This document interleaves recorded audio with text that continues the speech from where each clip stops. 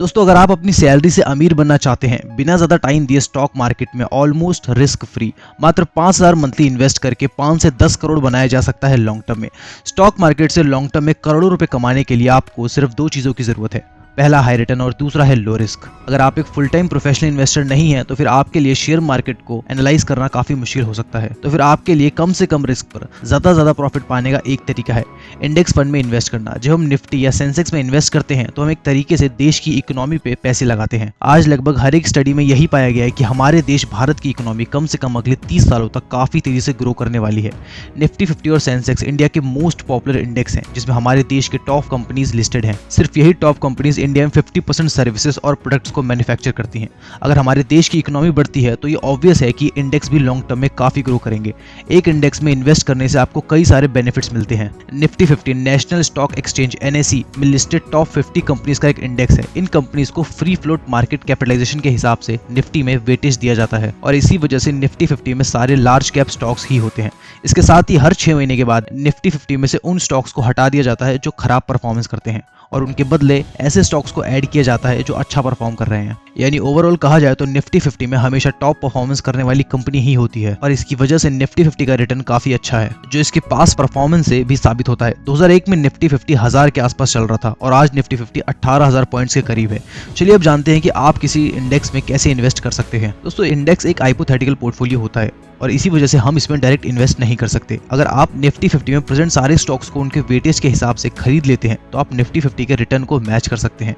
ऐसा करने के लिए आपको बहुत सारा पैसा और टाइम देना पड़ेगा। साथ ही आपको निफ्टी 50 के हिसाब से अपने पोर्टफोलियो को हमेशा अपडेट करते रहना पड़ेगा जो कि काफी मेहनत भरा काम है। इन सभी से बचने के लिए हमारे पास इंडेक्स फंड ETF यानी कि एक्सचेंज ट्रेडेड फंड है। दोस्तों इंडेक्स फंड एक पैसिवली मैनेज म्यूचुअल फंड है जो कि एक इंडेक्स को कॉपी करता है। ETF भी ऑलमोस्ट इंडेक्स फंड जैसा ही होता है। इसमें सिर्फ इतना फर्क होता है कि ETF को ट्रेड किया जा सकता है जबकि इंडेक्स फंड को ट्रेड नहीं किया जा सकता। इसी वजह से ETF में इन्वेस्ट करने के लिए आपको एक डीमेट अकाउंट की जरूरत पड़ती है लेकिन इंडेक्स फंड में आपको किसी डीमेट अकाउंट की जरूरत नहीं पड़ती। निफ्टी 20 इंडिया का फर्स्ट ETF है जिसे 2002 में लॉन्च किया गया था। ये ETF निफ्टी 50 इंडेक्स को कॉपी करता है यानी कि कंपनी की जो वेटेज निफ्टी 50 में होती है उसी वेटेज के आधार पर एक पोर्टफोलियो बनाया जाता है और इनमें पैसे इन्वेस्ट किए जाते हैं। दोस्तों निफ्टी 20 वो फंड है जो आपको लॉन्ग टर्म में 5 से लेकर 10 करोड़ तक कमा के दे सकते हैं। चलिए अब स्टेप बाय स्टेप जानते हैं कि ऐसा कैसे होगा। तो जैसा कि मैंने आपको वीडियो की शुरुआत में कहा था कि लॉन्ग टर्म में शेयर से कमाने के लिए पहली चीज जो हमें चाहिए वो है एक ऐसा फंड जिसमें रिस्क कम हो। निफ्टी 50 में सारे 50 स्टॉक्स लार्ज कैप के कैटेगरी के होते हैं और ये ऐसी कंपनी के स्टॉक्स हैं जो कि पहले से काफी वेल एस्टैब्लिश है। इन कंपनी के बहुत ज्यादा लॉस जाने के चांसेस या बैंकरप्ट होने के चांसेस ऑलमोस्ट 0 पर हैं और अगर किसी वजह से ऐसा होता भी है तो निफ्टी 50 इसे अगले क्वार्टर में ही बाहर निकाल देगा और दूसरी अच्छी कंपनी को ऐड कर देगा। इसके अलावा निफ्टी 50 में 50 कंपनी अलग अलग सेक्टर की होती हैं और इसी वजह से आपको डाइवर्सिफिकेशन का बेनिफिट भी मिलता है।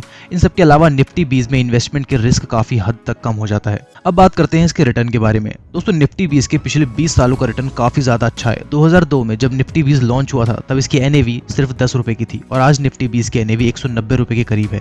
अगर हम बात करें CAGR की तो निफ्टी 20 में पिछले 20 सालों का CAGR 16% से भी ज्यादा का है जो कि काफी अच्छा एनुअल रिटर्न है। बहुत सारे लॉन्ग टर्म म्यूचुअल फंड में भी इतना CAGR नहीं मिलता। दोस्तों अभी CAGR पे हम SIP कैलकुलेट करते हैं। मान लीजिए कि आपकी एज अभी 25 साल है और आप 30 साल तक इन्वेस्टमेंट करना चाहते हैं तो निफ्टी 50 में 5000 की SIP 30 सालों के लिए मंथली स्टार्ट करते हैं तो 30 साल के बाद यानी 55 की एज में आपके पास करीब 5 करोड़ रुपए होंगे और अगर आप 35 सालों के लिए इन्वेस्ट करते हैं तो आपके पास करीब 10 करोड़ रुपए होंगे। अब आप पूछेंगे कि क्या निफ्टी 20 से फ्यूचर में भी इतना ही रिटर्न मिलेगा, क्योंकि स्टॉक मार्केट में नेक्स्ट ईयर क्या होने वाला है इसे प्रेडिक्ट करना लगभग नामुमकिन है और हम यहाँ पर 30 सालों की बात कर रहे हैं। दोस्तों हम ये तो प्रेडिक्ट नहीं कर सकते कि स्टॉक मार्केट में आगे क्या होने वाला है लेकिन हम ऐसे कई सारे चेंजेस अपने आसपास होते हुए देख सकते हैं जो कि डायरेक्टली स्टॉक मार्केट को अफेक्ट करते हैं। अगर हम इंडियन इकोनॉमी की बात करें तो कई सारे रिपोर्ट्स आपको मिल जाएंगे जो ये बताती हैं कि कैसे आने वाले समय में यानी 2030 तक इंडिया की इकोनॉमी दुनिया की तीसरी सबसे बड़ी इकोनॉमी बन सकती है। शॉर्ट टर्म में भले ही इकोनॉमी और स्टॉक मार्केट का कोई रिलेशन ना हो लेकिन लॉन्ग टर्म में इकोनॉमिक और स्टॉक मार्केट साथ ही चलते हैं। इसके अलावा कई सारे इंडस्ट्री और सेक्टर्स हैं जिनकी ग्रोथ के अभी काफी पोटेंशियल है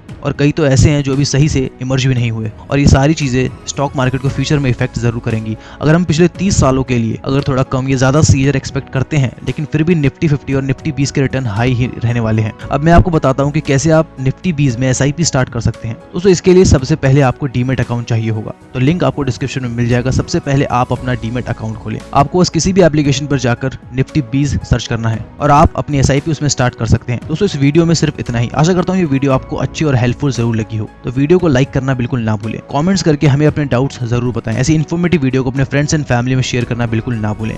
चैनल पे पहली बार आए हैं तो ऐसी वीडियोस मैं इस चैनल पे लाता रहता हूँ, तो चैनल को सब्सक्राइब करके बेल नोटिफिकेशन को ऑल कर लें। धन्यवाद।